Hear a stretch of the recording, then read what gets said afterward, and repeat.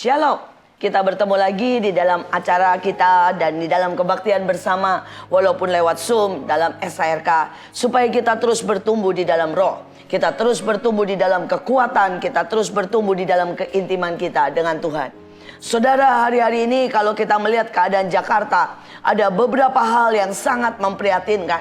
Saudara, kita di mana-mana melihat kotak-kotak yang dipasang. Saudara, dan kita tahu kotak kematian itu tidak boleh ada di kota kita. Karena itu menimbulkan suasana kematian. Itu mengandung roh, saudara, yang membawa kita menjadi suram, menjadi tertekan, menjadi depresi. Dan saya berdoa supaya setiap anak Tuhan berjaga-jaga, berdoa supaya itu semuanya bisa berlalu dari Jakarta. Saudara, yang kedua, saudara, kalau hari-hari ini saudara melihat pernah heboh, saudara, di mana di langit Jakarta kelihatan sangat besar pedang. Dan itu pernah terjadi, saudara, di Aceh. Itu pernah terjadi di Padang pada waktu saudara mereka sebelum mengalami bencana besar. Saudara, mungkin orang berkata itu kebetulan. Itu adalah tanda alam atau itu adalah panas yang berbeda antara sisi yang satu dengan sisi yang lain, sehingga menimbulkan sebuah tanda seperti langit terbelah. Tetapi saya mau berkata, alam juga bisa menjadi peringatan buat kita. Karena itu saya berdoa buat setiap kita anak-anak Tuhan yang mengerti. Ini waktunya bertumbuh, ini waktunya mengerti, ini waktunya menangkap, ini waktunya berjaga. Karena Tuhan sungguh-sungguh membawa kita untuk berdiri dan menjadi penjaga buat bangsa. Apa yang Tuhan mau katakan? Saudara, yang ketiga, saudara, hari-hari ini kita juga sedang melewati dan merayakan Yom Kippur, saudara, atau hari pendamaian. Saudara, saya berdoa ada berkat khusus di dalam Yom Kippur. Dan saya berdoa kita semuanya menangkap itu, memakai kesempatan ini, mengintrospeksi diri. Dan kita akan melihat bagaimana rencana Tuhan jadi atas kota kita, bangsa kita, terutama ibu kota Jakarta. Saudara, mari kita mulai. Di dalam Imamat 23 ayat 26 Tuhan berfirman kepada Musa, haruslah kamu mengadakan hari pendamaian, di mana kamu merendahkan diri dengan berpuasa dan mempersembahkan korban api-apian kepada Tuhan. Pada hari itu, janganlah kamu melakukan suatu pekerjaan. Itulah hari pendamaian, untuk mengadakan pendamaian bagimu di hadapan Tuhan Allahmu. Saudara, yang pertama, saudara, bagaimana supaya kita bisa berdiri untuk kota kita? Saya berdoa supaya kita meresponi hari pendamaian yang Tuhan berikan. Saudara, itu dibuat setahun sekali. Mungkin saudara berkata itu adalah hari raya orang Israel. Sekali lagi itu dibuat dan diperintahkan oleh Tuhan untuk kita berjaga, untuk kita introspeksi, untuk kita benar-benar mengerti. Ada hari-hari di mana Tuhan mau kita mulai berdamai. Saudara, yang pertama itulah hari di mana kita harus berdamai dengan Tuhan. Saudara, mungkin ada banyak sekali kekecewaan hari-hari ini. Ada banyak gerutuan, ada banyak dosa, ada banyak, saudara, ketakutan. Mari berdamai. Saudara, ada banyak orang tidak pernah mau berdamai dengan Tuhan, dan dia tutupi dengan seolah-olah tidak terjadi apa-apa. Saudara, seorang hamba Tuhan yang dipakai dengan luar biasa. Saudara, dan istrinya kanker. Dan pada waktu itu dia mulai marah dengan Tuhan. Kenapa Tuhan membiarkan istrinya terkena kanker? Saudara, dia tidak mau belajar bahwa itu bisa karena keturunan atau itu bisa karena makanan. Tetapi dia marah, saudara. Tetapi dia tetap melayani. Dia berpikir sudahlah, ya, dia simpan itu. Tetapi sejak hari itu, saudara, dia tidak bisa lagi berdoa dengan sungguh-sungguh. Apapun cuma sekedar di permukaan dan tidak pernah ada di dalam hatinya. Saudara, dan makin hari dia melihat penderitaan banyak orang. Kemudian dia melihat keluarganya satu demi satu ada yang sakit, bangkrut. Dia makin kecewa dan kecewa. Hanya dalam 3 tahun, saudara, dia berhenti menyembah Tuhan. Dia berhenti jadi pendeta. Dan dia menjadi orang yang kepahitan. Dan orang yang pergi jauh meninggalkan Tuhan. Saudara, banyak orang tidak mau berdamai, saudara. Saudara, kadang-kadang kita tidak mengerti dan banyak hal kita tidak akan mengerti. Tetapi bisakah kita berdamai? Bisakah kita berkata, Tuhan, Aku mau memilih tetap percaya sekalipun aku tidak mengerti. Saudara, bisakah kita menangis dengan sungguh-sungguh dan berkata, tolong aku. Tetapi kalaupun Tuhan tidak menolong, aku mau tetap tahu bahwa Dia Bapa yang baik. It is well with my soul. Saudara, sekali lagi ada begitu banyak orang tidak mengerti. Sekali lagi saya mengingatkan banyak kejadian. Banyak hal yang selama saudara orang itu hidup dia tidak mengerti. Tapi setelah berlalu, kita melihat betapa ajaibnya benih yang dibiarkan Tuhan jatuh. Salah satu yang paling terkenal adalah orang yang menulis lagu yang berkata, mengikut Yesus adalah keputusanku. Hari itu dia tinggal di India, saudara. Saudara, dan pada waktu dia tinggal di India, kemudian diserbu, saudara. Dan dia ditangkap, dia, istrinya, dan anaknya. Saudara, yang pertama pisau itu ada di leher anaknya. Dan para penangkapnya semua berkata, pilih anakmu atau pilih Tuhanmu. Saudara, dan dia menyanyikan lagu yang sederhana dalam bahasanya. Dan dia berkata, mengikut Yesus keputusanku. Mengikut Yesus keputusanku. Ku tak ingkar, ku tak ingkar. Saudara, dan anaknya digorok mati. Saudara, kemudian istrinya diambil.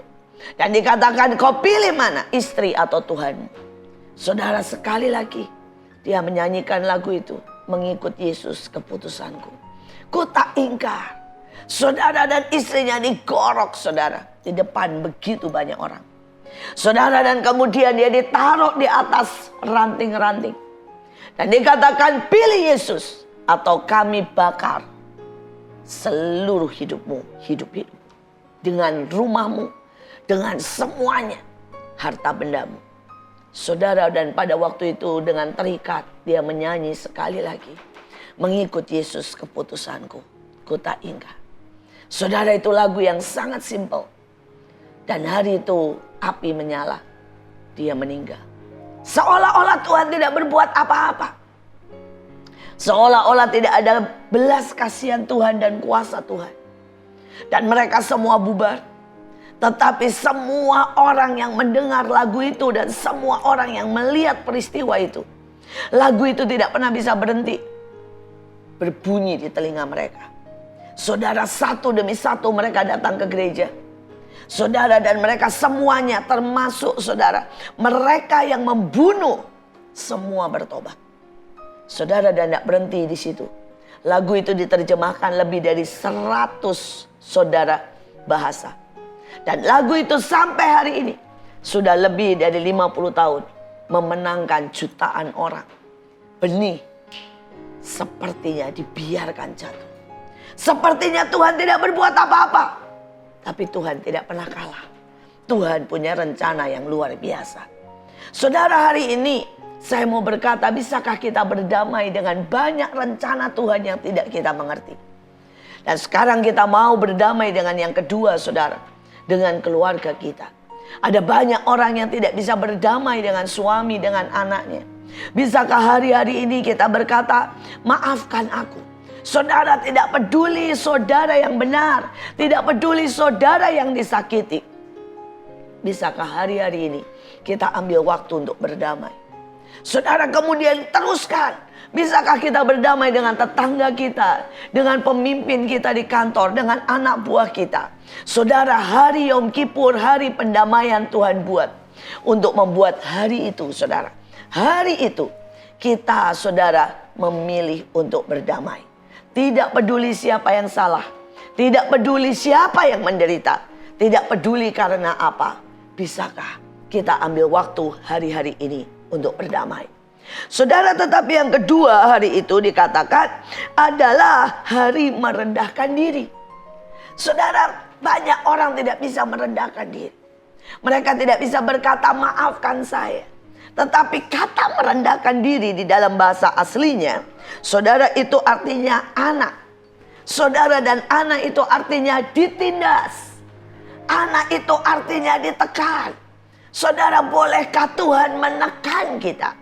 Bolehkah bos kita menekan kita? Bahkan bolehkah persoalan menekan kita? Seringkali kita berkata tidak. Padahal hari merendahkan diri. Kata itu saudara, artinya kita harus membiarkan diri kita ditekan. Saudara, ada beberapa orang berkata, saya tidak mau punya Tuhan. Saya mau melakukan apapun semau saya. Tetapi dia tidak sadar.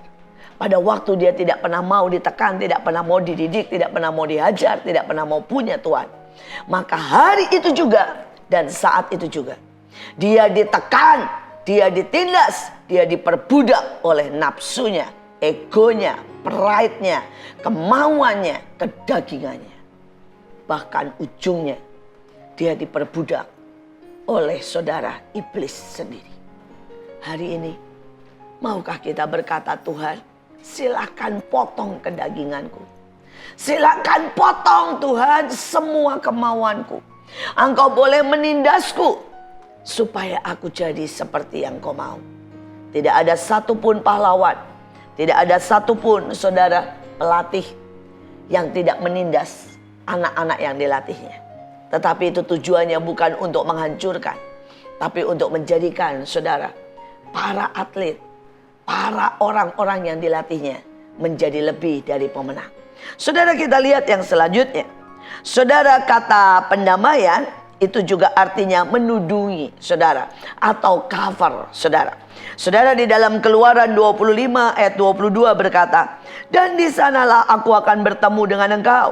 Dan di atas tutup pendamaian itu, yaitu cover saudara atau kaporet, dari antara kedua kerup di atas tabut hukum itu, aku akan berbicara dengan engkau tentang segala sesuatu yang akan kuperintahkan kepadamu untuk disampaikan kepada orang Israel. Saudara, yang kedua, hari itu adalah hari di mana pertemuan.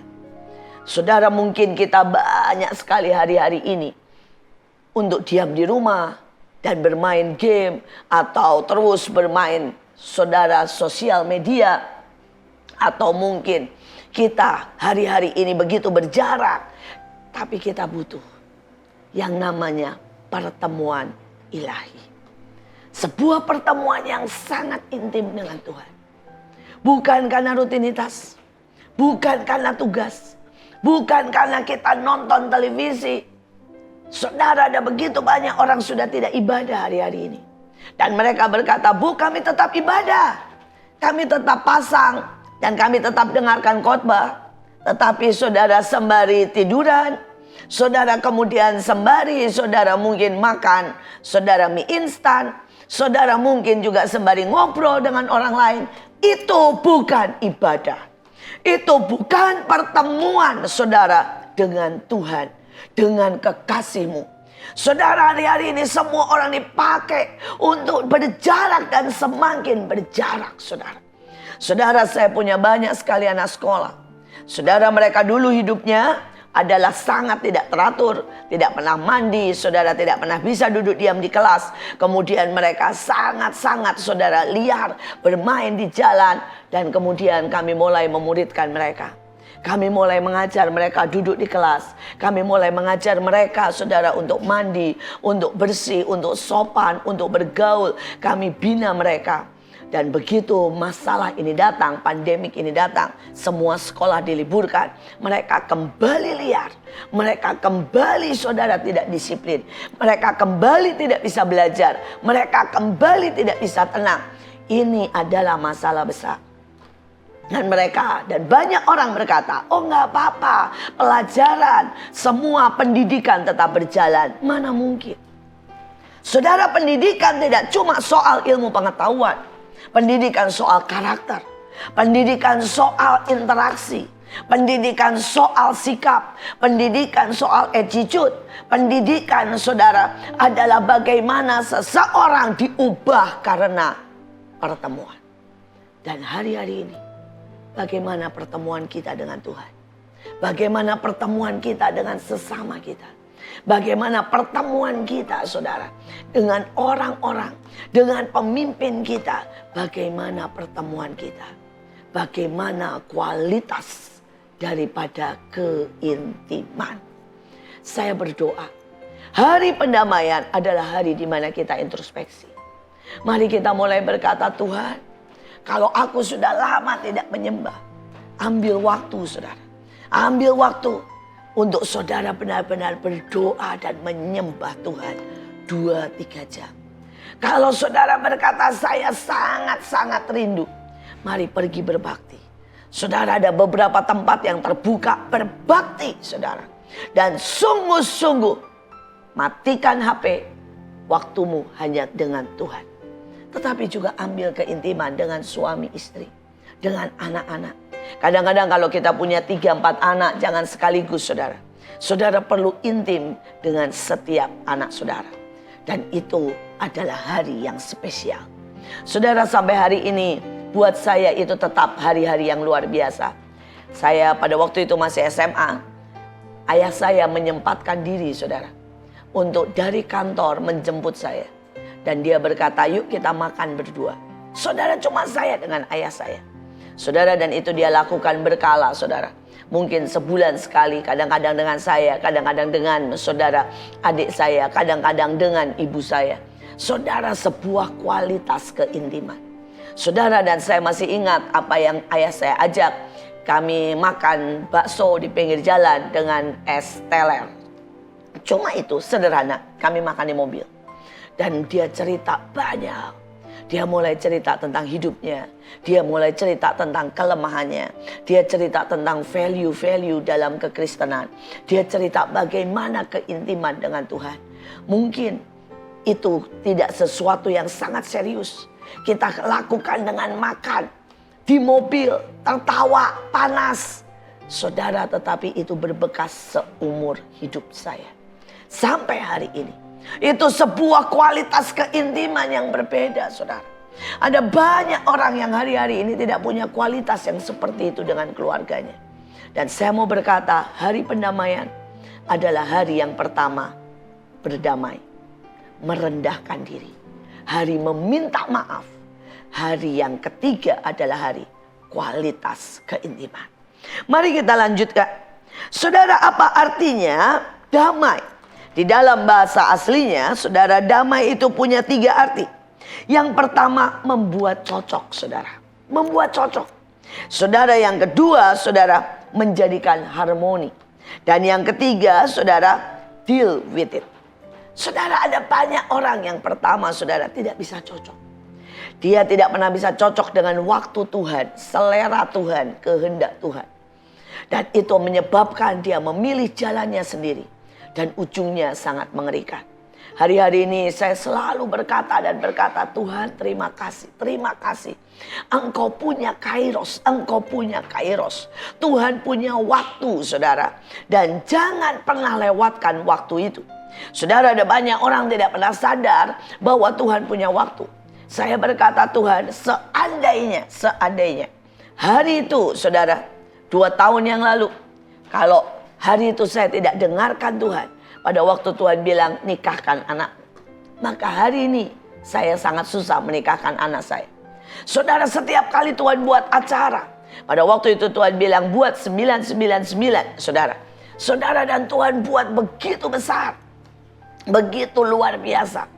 Saudara, itu merupakan janji bahwa apapun yang terjadi, Tuhan akan tetap bawa kita, jamin kita sampai kepada puncak segalanya. Hari itu, saudara, kalau saya berkata Tuhan tidak bisa, maka hari ini kita tidak pernah bisa buat.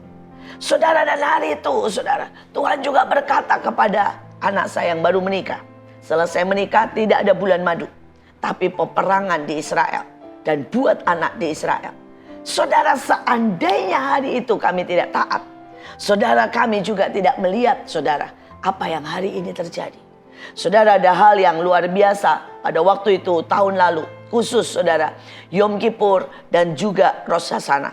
Tuhan bilang ambil semua yang di Israel, bawa pulang ke Indonesia. Saudara, dan kami tidak mengerti. Kami cuma taat, kami bawa semua apa yang di Israel dan kami bawa pulang ke Indonesia, saudara. Dan tahun lalu Tuhan berkata, karena kamu akan susah masuk Israel. Kami tidak pernah mengerti. Kami berpikir apa dan bagaimana mungkin Israel masih terbuka dan gampang, belum ada perang. Tetapi tiba-tiba ada pandemi. Dan tahun ini seluruh Israel tidak bisa merayakan Rosh Hashanah dan tidak bisa merayakan Yom Kippur.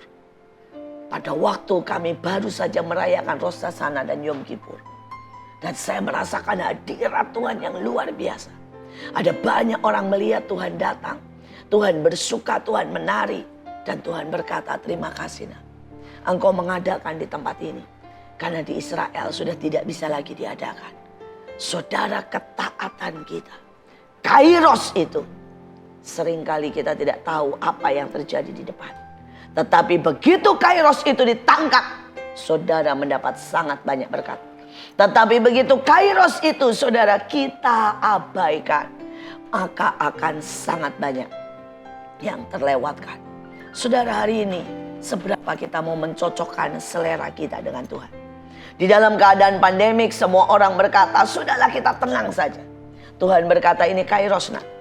Kau pergi dari rumah ke rumah, masuki dari sungguh-sungguh setiap pulau, pergi ke setiap provinsi, muridkan mereka. Dan saya kaget saudara. Saya berkata, benar ini Kairos. Cara Tuhan bukan cara kita. Kita yang harus mencocokkan diri. Saudara, saya baru pulang dari Pekanbaru. Pada waktu Tuhan berkata pergi ke seluruh Indonesia, ke 34 provinsi dan muridkan.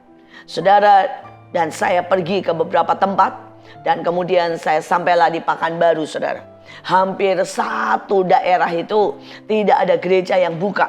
Mereka takut dengan pandemik saudara dan mereka tidak ada yang buka. Tetapi kemudian saudara, ada seorang doktor dan juga dia seorang doktor benar-benar di dalam universitas, tetapi dia juga dokter saudara. Saudara, dan dia berkata, Bu, saya tahu tidak mungkin kalau kita tidak beribadah. Tidak mungkin kita hanya ibadah online. Sedangkan orang-orang begitu banyak di desa yang tidak punya kuota, tidak punya pulsa, bahkan tidak punya handphone untuk mendengar firman Tuhan. Saudara, dan dia buat di tengah-tengah hutan, saudara. Dia berkata, ayo kita buat di tengah hutan. Saudara, dia punya perkebunan kelapa sawit. Dan kemudian di tengah-tengah hutan kelapa sawit itu kami buat kebaktian. Saudara, ratusan mungkin ribuan orang datang. Dan kami kebaktian di tengah hutan. Saudara, dan mereka tidak mau pulang. Kebaktian berlangsung dari jam 7 pagi saudara sampai malam saudara. Saudara, saya belum pernah melakukan kebaktian seperti ini di tengah hutan. Saya belum pernah khotbah saudara di tengah hutan. Saudara, tetapi hari-hari itu ajaib sekali. Saya rasakan hadirat Tuhan. Orang dilawat dengan luar biasa. Saudara, mereka rata-rata dari HKBP dan dari gereja tradisional. Tapi mereka berbahasa roh, disapu dengan Roh Kudus. Sekali lagi saudara, Kairos. Kairos. Saya berkata, wow. Seandainya pandemik ini tidak ada, maka itu mungkin tidak terjadi. Saudara, seandainya saya tidak bisa mendengar suara Tuhan, yang Tuhan berkata pergi nak ke provinsi, maka itu tidak terjadi. Saudara, seandainya saya tidak mencocokkan diri saya dengan apa yang Tuhan mau. Tuhan berkata pergi ke lorong-lorong, pergi ke desa-desa, pergi ke hutan-hutan, maka itu tidak pernah terjadi. Bagaimana mungkin di tengah hutan saudara, mungkin sekitar 900 sampai 1000 orang menyembah Tuhan. Saudara, yang satu lagi, saudara, mereka berkata, Bu, kami punya pabrik. Dan pabrik kami besar sekali, bisa buat ibadah. Siapa saja yang mau, karena takut di gereja, mari di pabrik kami social distance. Saudara, dan itu pabrik gede banget. Saudara, pabriknya ada 7 hektar. Saudara, dan kemudian kami lakukan juga di pabrik sebuah kebaktian yang luar biasa. Sekali lagi, saudara, cara Tuhan bukan cara kita. Saudara, saya juga baru pulang dari Manado. Dan kemudian kami berkata, bagaimana kalau kita kebaktian di lapangan jam 5 pagi di puncak gunung. Supaya tetap bisa social distance, tapi kita menyembah Tuhan, cari Tuhan dengan sungguh-sungguh. Saya tidak berpikir ada banyak orang yang begitu lapar dan haus saudara. Saudara, jam 5 pagi saudara. Ratusan orang jam 4 sudah mulai nyembah, mulai berdoa. Hadirat Tuhan sangat luar biasa. Tuhan menyapu mereka. Sekali lagi, saya tidak pernah membayangkan kebaktian seperti itu. Di lapangan, di gunung, di hutan. Tapi pada waktu kita taat saudara, taat saja, maka selebihnya Tuhan yang bekerja. Beberapa teman kami masih melakukan kebaktian di pantai, saudara. Beberapa sampai hari ini sudah sebulan lebih, saudara. Keliling dari pulau demi pulau, dan semua pulau sedang memuji Tuhan, menyembah Tuhan. Kami melihat pekerjaan Tuhan. Tapi sekali lagi, cara Tuhan bukan cara kita. Apakah kita mau taat? Pada waktu Tuhan bilang pergi nak, justru di saat pandemik. Saudara, pada waktu awal pandemik Tuhan berkata turun nak dari rumah ke rumah. Bawa sabun, bawa sembako, turun dari rumah ke rumah. Dan saya hari-hari itu kembali berjumpa dengan begitu banyak orang. Dari rumah ke rumah. Memenangkan ratusan ribuan jiwa. Sekali lagi, apakah kita mau mencocokkan diri kita dengan Tuhan? Ataukah kita mau berkata cara kita? Saudara, yang kedua, apakah kita mau menjadi satu harmoni? Kalau saudara lihat konser, ada yang memainkan keyboard, ada yang memainkan gitar, semua ada ketukannya, ada pada harmoninya, saudara.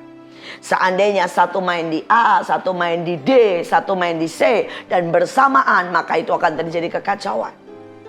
Dan banyak anak Tuhan seperti itu. Mereka tidak mau ada pada harmoni nada gelombang yang sama dengan Tuhan. Tahukah saudara, hari-hari ini gelombang Tuhan berkata bangkit, berdiri cari Tuhan, karena antikris ada di depan mata. Ada begitu banyak anak Tuhan yang berpikir hari-hari ini gelombang Tuhan adalah bicara soal tidur dan santai. Salah. Ini bukan waktu santai. Ini waktu menyiapkan diri untuk perang besar. Ini waktu saudara siap. Karena kita bahkan tidak tahu kapan bencana alam yang sangat mengerikan ada di depan mata. Kita bahkan tidak tahu, saudara, kapan, saudara, serangan demi serangan akan ada dan segera terjadi. Kita tidak tahu kerusuhan.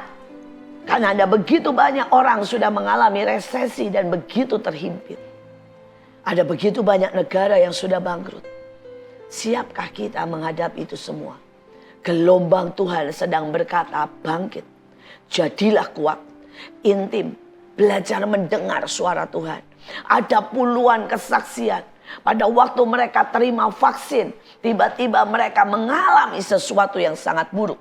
Saya baru ketemu dengan beberapa pendoa yang berbeda, saudara, dari gereja yang berbeda, bahkan dari gereja tradisional. Saudara, mereka mendapat penglihatan. Mereka yang terima vaksin, saudara, tiba-tiba mereka keluar bisul-bisul yang besar. Mereka yang terima vaksin bukannya menjadi sehat, tetapi dalam mendadak, saudara, mereka menjadi sakit. Dan beberapa orang, beberapa dokter, beberapa saudara profesor dan ilmuwan berkata, ini vaksin memang belum stabil karena belum benar-benar ketahuan COVID. Saudara, dan ini bisa menimbulkan beberapa gejala, menimbulkan beberapa efek buat mereka yang sama sekali, saudara, memang badannya menolak untuk hal ini. Sekali lagi, kita tidak tahu apa yang ada di depan kita. Tapi bisakah saudara mendengar suara Tuhan? Bisakah saudara menangkap gelombang Tuhan untuk berkata bangkit, bersiaplah, belajarlah mendengar suara Tuhan, karena waktunya sudah sangat singkat. Saudara, yang selanjutnya adalah deal with it. Saudara, kita akan mengalami banyak hal. Saudara, kita akan mengalami hari-hari yang sangat-sangat menentukan. Bisakah kita deal dengan itu? Saudara, artinya apa? Apakah kita benar-benar bersiap untuk menghadapi peperangan besar? Bagaimana kalau saudara ditinggal? Bagaimana kalau pengangkatan itu tinggal 2-3 tahun lagi? Bagaimana bahkan kalau aniaya? Saudara disuruh memilih Tuhan atau memilih, saudara, nyawa saudara. Hari ini pistol belum ada di atas kepala kita. Hanya soal kuman. Ribuan orang memilih aman dan tidak berani berbakti. Kalau nanti pistol di depan mata, apa yang saudara pilih? Apa yang saudara pilih? Mari kita lihat, saudara. Hari ini saya akan tutup, saudara, dengan Yohanes 4 ayat 23. Penyembahanmu harus melibatkan roh yang mengejar kebenaran. Orang-orang seperti itulah yang Bapamu cari. Mereka yang jujur dengan diri mereka apa adanya di hadapannya dalam penyembahannya. Saudara, hari-hari ini Tuhan sedang mencari. Di hari-hari pendamaian, di masa yang menentukan, di hari-hari di mana Dia akan datang segera. Suara terompet pengangkatan akan datang. Hari-hari di mana Tuhan berkata, inilah putaran terakhir. Ini kesempatan terakhir untuk menginjil. Ini kesempatan terakhir untuk memuridkan. Ini kesempatan terakhir untuk mengejar apapun yang Tuhan mau. Saudara dan saya selesaikan dalam destiny kita. Persoalannya, apakah kita punya roh yang mengejar kebenaran?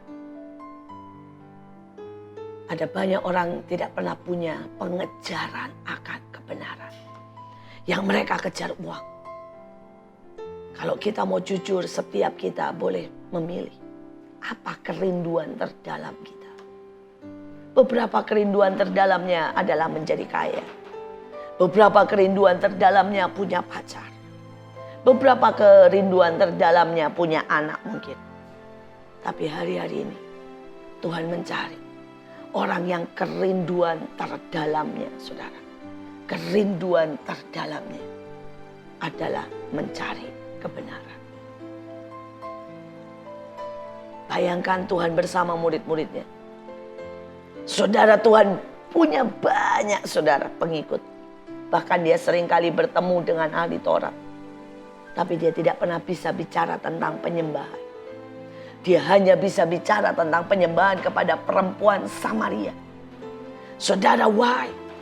Karena perempuan Samaria tahu dia sudah mencoba yang namanya kekayaan. Dia mencoba yang namanya suami. Dia mencoba yang namanya, saudara, mungkin seks. Dan dia tahu tidak ada satupun yang bisa memuaskan. Di hatinya yang paling kecil dia mencari kebenaran. Dan kepada orang yang seperti itulah gelombang Tuhan bersautan dengan dia. Saudara, saya punya banyak orang. Saya punya banyak teman. Saya punya banyak saudara donatur.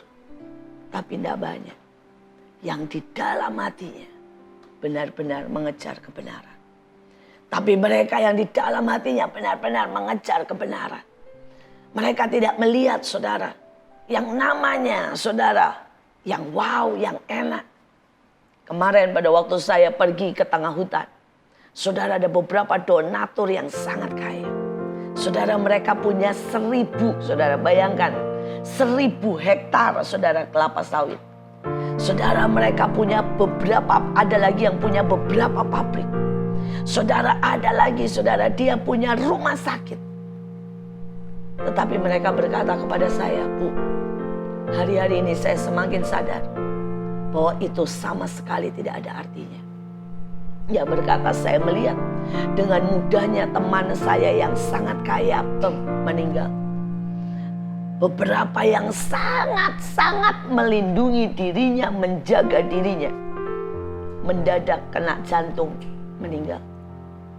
Dia berkata, kami tahu ujungnya kita butuh Tuhan. Saudara, dan mereka jemput saya dari pagi jam 5. Saudara, mereka ikut di tengah hutan, tidak ada AC, tidak ada WC yang layak. Tapi mereka sangat semangat. Dan pada waktu malam saya pindah ke tempat yang lain. Saya berkata, Pak, istirahat, Bu, istirahat. Dia bilang, enggak. Buat kebenaran apapun harganya.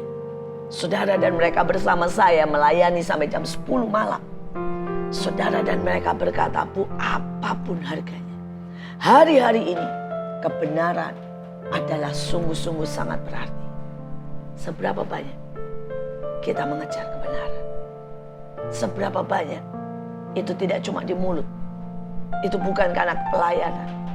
Itu bukan karena pekerjaan kita. Tapi hati kita berkata, Tuhan, Tuhan, Tuhan, aku membutuhkan Engkau. Aku merindukan. Aku sungguh-sungguh mengejar Engkau. Dia datang. Dia merindukan. Dia mencari orang-orang yang tahu arti penyembahan yang sesungguhnya. Dan penyembahan yang sesungguhnya dimulai dari mereka yang mengejar kebenaran. Saya berharap hari-hari ini Ada banyak orang yang berdiri untuk Jakarta khususnya, tapi juga untuk Indonesia. Tapi hari-hari ini ada orang-orang yang ambil waktu sungguh-sungguh untuk berdamai, untuk merendahkan diri, untuk punya kualitas keintiman yang lebih, dan untuk mengejar kebenaran. Mari kita berdoa. Kami bersyukur Tuhan untuk hari ini. Hamba-Mu selesai berbicara. Hamba berdoa dan roh yang menyala-nyala, yang mulai menyambar begitu banyak anak-anak Tuhan. Tuhan, Kau tahu keadaan, dan Kau tahu kerohanian, Kau tahu bahkan Tuhan jiwa kami. Mungkin ada banyak yang sedang letih lesu. Mungkin ada banyak yang sedang tertekan. Mungkin ada banyak yang sebenarnya sedang bosan, mengalami masalah ekonomi, kesehatan. Tapi hamba berdoa, Tuhan, sambar kami sekali lagi. Tudungi kami sekali lagi. Tuhan, bangkitkan kami sekali lagi. Damaikan kami sekali lagi. Supaya kami bisa merasakan keintiman dengan Engkau. Karena keintiman dengan Engkau adalah segalanya. Keintiman dengan Engkau adalah kekuatan. Keintiman dengan Engkau adalah jalan keluar. Keintiman dengan Engkau adalah jaminan kelimpahan berkat dan kekuatan, bahkan keselamatan. Terima kasih Tuhan. Buat hari-hari ini kami sungguh-sungguh masuk dalam pendamaian, dalam merendahkan diri, dalam keintiman, dan dalam penyembahan. Biar hati kami menjadi penyembah yang sejati. Terima kasih Tuhan. Berbicaralah lebih lagi. Bangunkan kami lebih lagi. Kuatkan kami lebih lagi. Masukkan kami dalam tudung-Mu.